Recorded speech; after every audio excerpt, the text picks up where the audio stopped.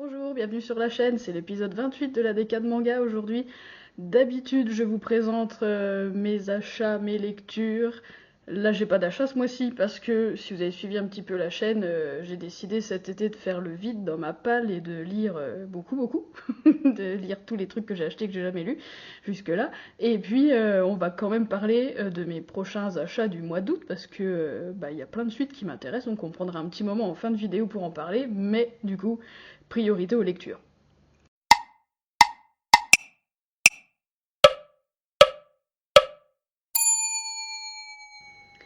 Dans ma vidéo précédente, du coup, je vous ai présenté ma palle de l'été avec en gros 120 tomes à peu près, à une vache près, on n'est pas aux pièces. Plein de trucs dedans, plein de trucs différents, plein de nouveautés, des débuts de série, des suites, des intégrales même, pourquoi pas.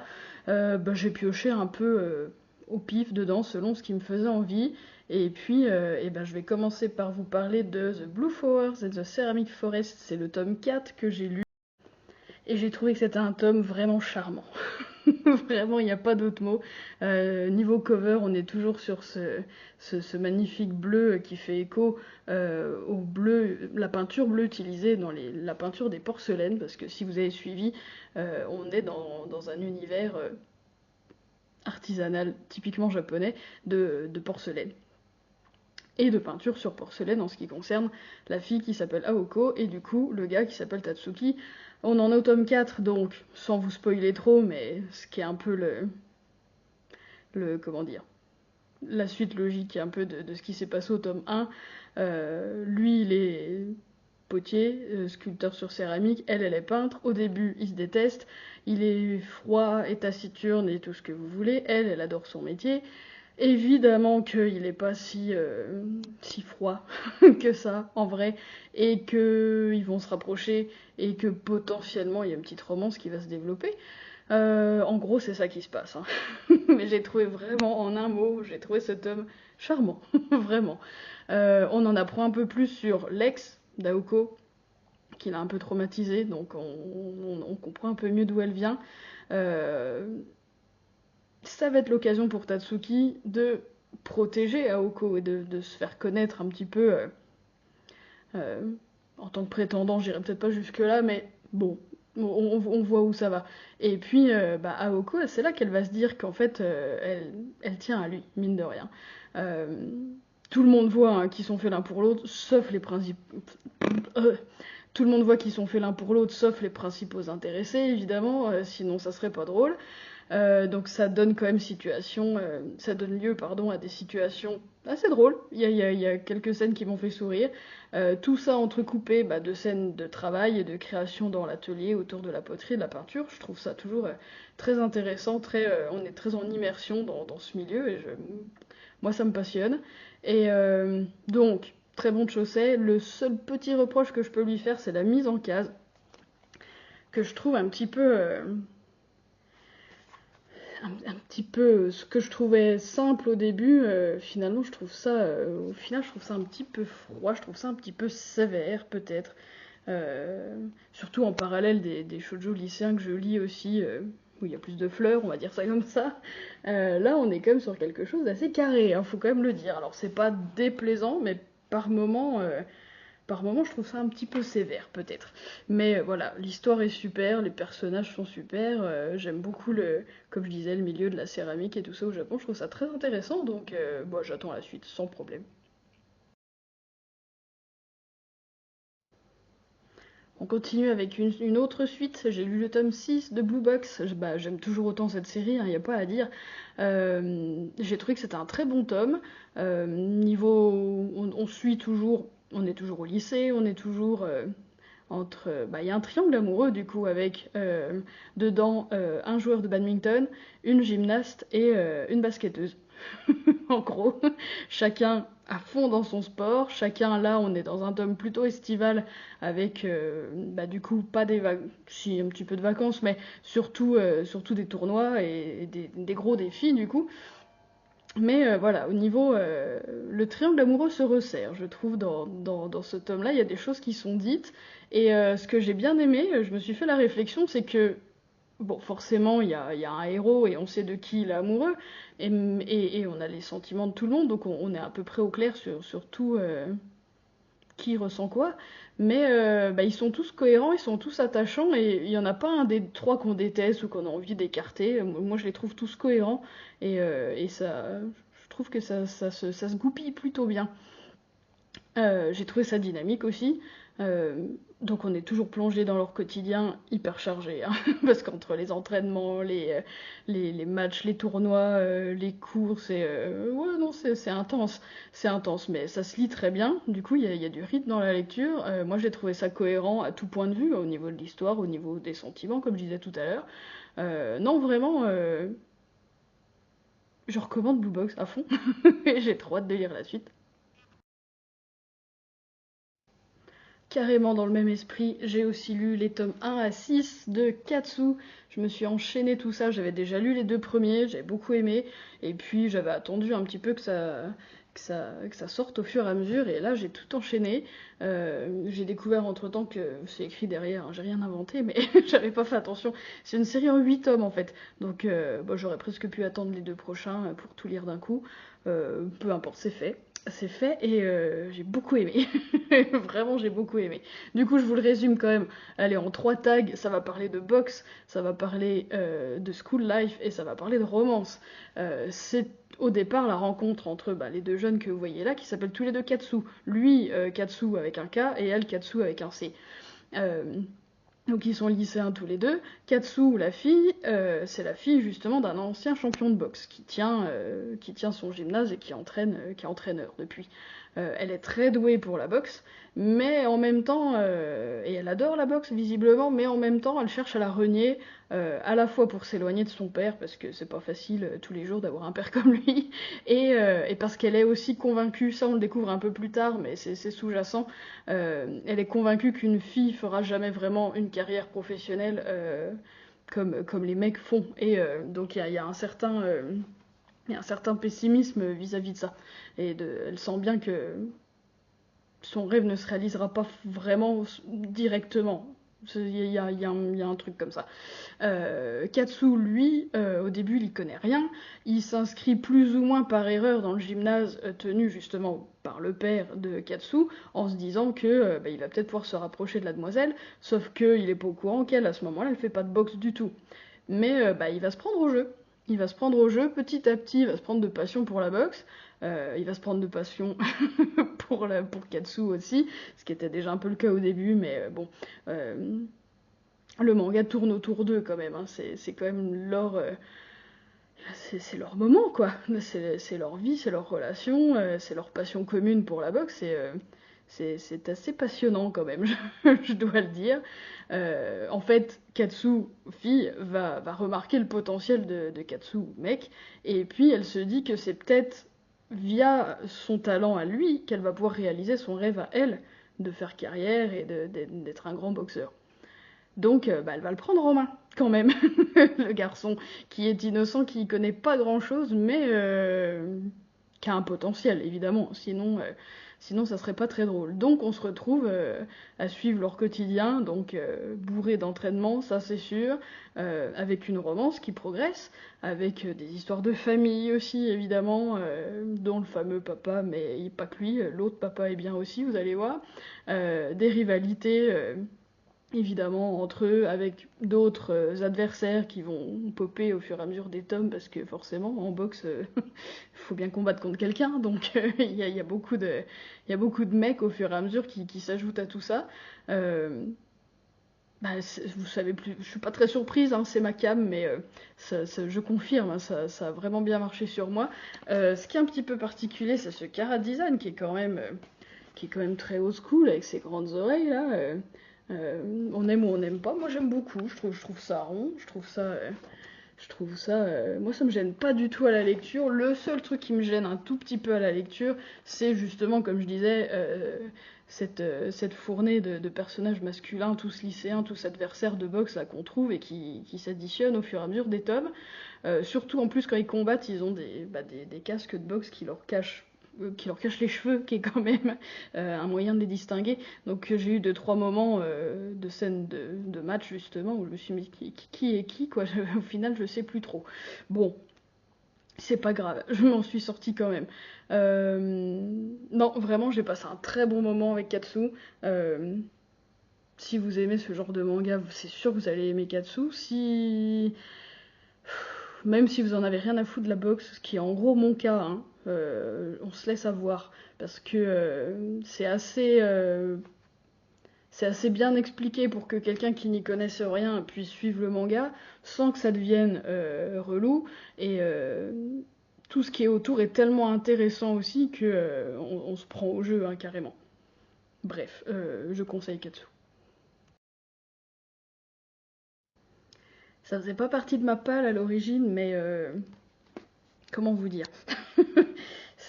C'est l'intermède Chiayafuru. Je parle à peu près de ce manga dans chaque décade. Ça faisait pas partie de ma palle, mais le tome 46 est sorti.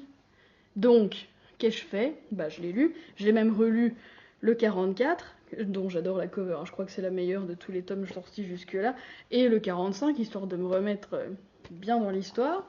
Et bah, je l'ai lu pas plus tard qu'il y a 1 heure. Donc, que vous dire, bah, c'est le même style que Katsu, hein. On est dans un school life, sauf que là on parle pas de boxe, on parle de Karuta, donc le Karuta je vais réexpliquer une 350e fois mais je m'en lasse pas. C'est à la fois un sport et à la fois un jeu culturel dans lequel on est censé attraper des cartes. Sur les cartes il y a des strophes de poèmes qui sont écrites et pendant que le match se déroule, il y a un récitant qui récite les poèmes. Et en fait, c'est aussi un jeu de vitesse. Enfin, c'est assez fou comme truc quand on le présente comme ça. Et ça fait 46 tomes que je me passionne pour le Karuta. Donc, c'est vous dire si on se prend au jeu. Que vous dire? C'est difficile de vous parler un peu de ce qui se passe dans ces tomes-là. Si ce n'est que moi, ce que j'aime de plus en plus, enfin, tout est bon, hein, tout est bon dans Chiayafuru. Le dessin est chouette, l'univers est chouette, les personnages sont chouettes, tout est bien réalisé. Mais en plus, même là au tome 46, on est vraiment en train de réaliser ce qui s'est dit au tome 1 en termes d'objectifs dans le monde du Karuta, et on y est vraiment, et c'est passionnant. Donc, je ne saurais que conseiller encore une fois ce manga. N'ayez pas peur, je crois que ça finit en 50 tomes, donc on est presque au bout, et ça s'est pas essoufflé une demi-seconde. Bref, c'était l'intermède chez Ayaforo. Je vais reprendre le cours normal de ma palle. Allez, on change un peu d'univers. J'ai lu Country Diary, c'est une série terminée en 2 tomes. C'est une éloge à la vie simple à la campagne, où on profite des saisons en harmonie avec la nature. On est vraiment là-dessus, hein. Si vous aimez les jeux vidéo chill, genre Animal Crossing ou Stardew Valley, je pense que ça peut vous plaire. Mine de rien, ça parle aussi beaucoup de nourriture et d'amitié. Tout ce qui nous passionne dans la vie, on est d'accord.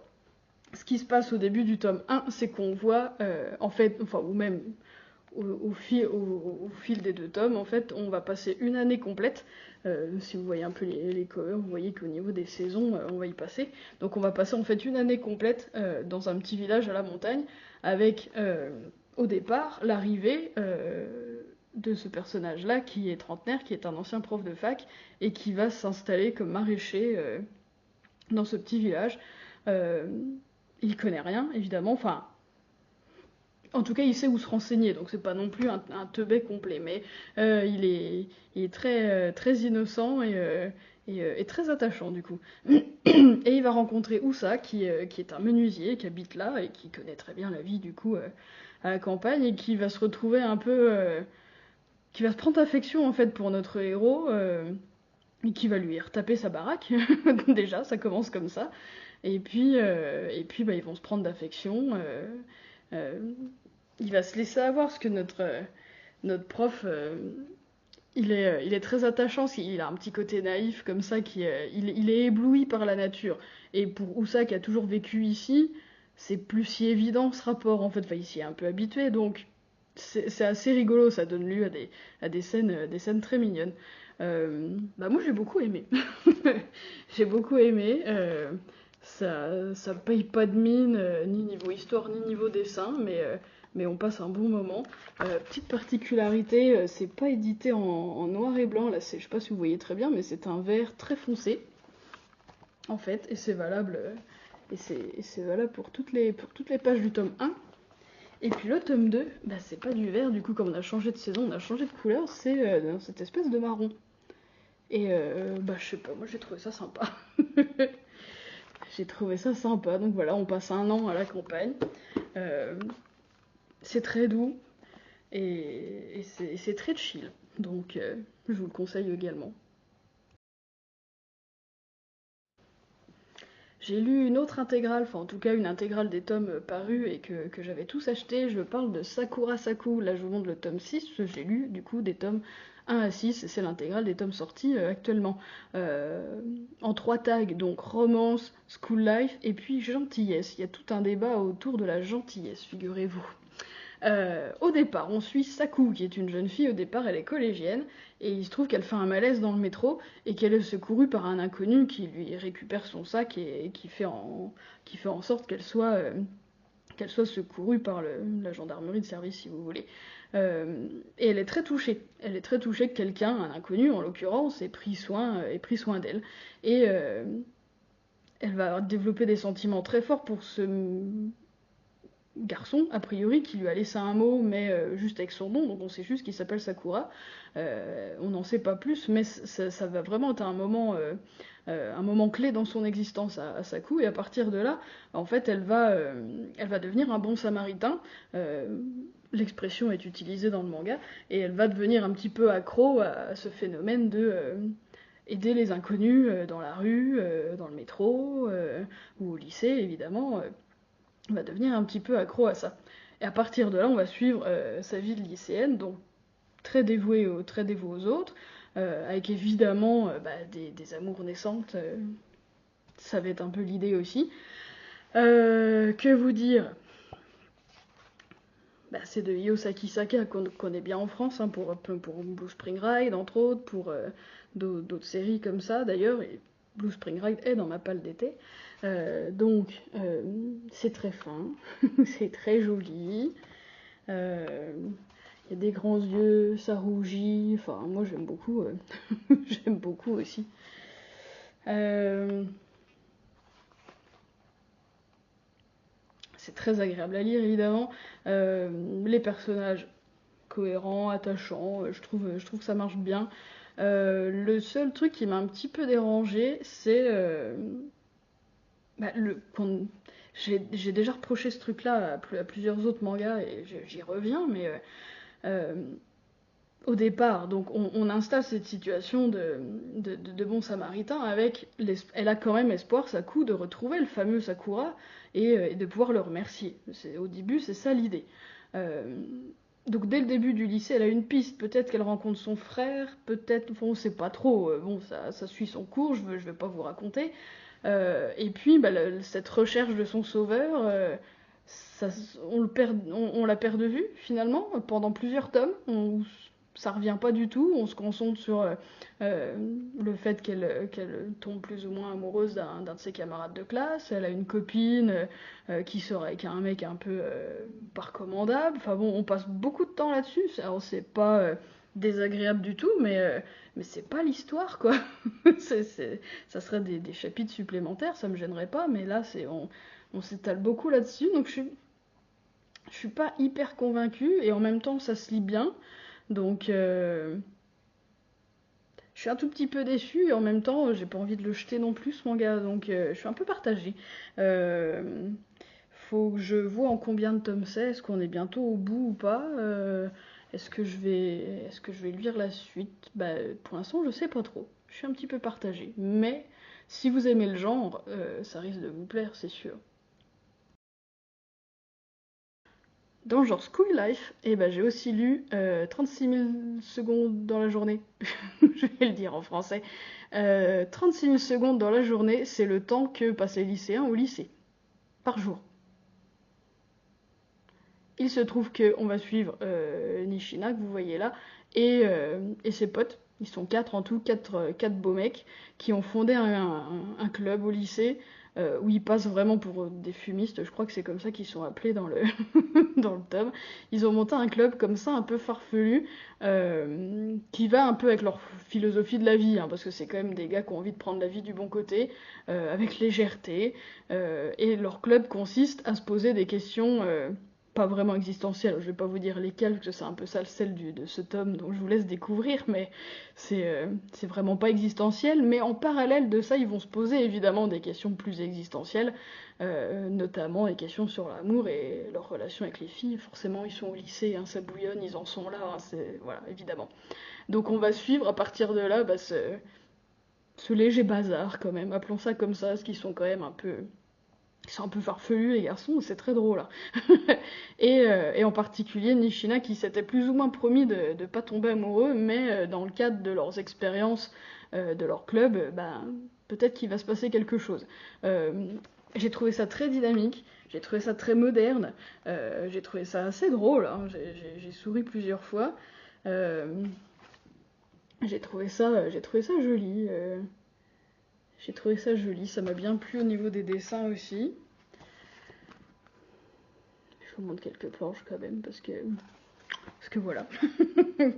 J'ai trouvé ça sympa.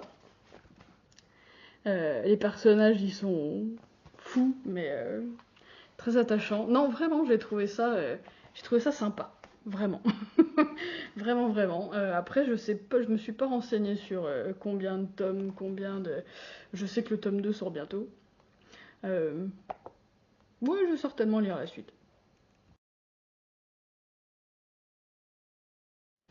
Allez, pour finir, je vais vous présenter le tome 1 de She Wasn't a Guy. On en a pas mal entendu parler sur les réseaux ces derniers temps. Et à raison, parce que j'ai trouvé ça très intéressant et assez différent. Déjà graphiquement, je vous montre un petit peu l'intérieur, c'est quasi tout, j'allais dire coloré. Oui, c'est coloré, mais en fait, il y a un premier chapitre, enfin un très court chapitre qui lui est carrément en couleur. Et à partir de là, tout le reste du tome, les décors sont en vrai vert. Vert citron. Vous pouvez aimer le vert citron, hein. Le même que la cover, soit dit en passant. Bref, je vous raconte de quoi ça parle. On va suivre Aya, qui est une lycéenne populaire, mais qui se sent un peu seule, parce qu'en fait, elle a une grosse passion pour le rock, mais aucune de ses amies ne s'y intéresse. Donc, elle ne sait pas avec qui partager ça, et ça la rend un petit peu différente. Il se trouve qu'elle fréquente une boutique de disques et qu'elle va flasher sur ce personnage-là, qui est disquaire, qui travaille dans cette boutique, et qu'elle prend pour un garçon. Sauf que She Wasn't a Guy, si ceci est Mitsuki, et en fait c'est sa voisine de classe.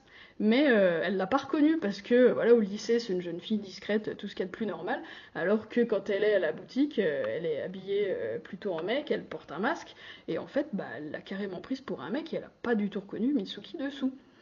Donc les deux vont se rapprocher, elles vont communiquer par texto, elles vont échanger des coups de cœur pour leurs albums préférés, elles vont se conseiller des écoutes, ce genre de choses. Aya va tomber amoureuse petit à petit, elle s'en cache pas du tout parce qu'en fait elle en parle beaucoup à ses amis en classe, au lycée, alors que Mitsuki elle est assise à la table à côté et qu'elle entend tout.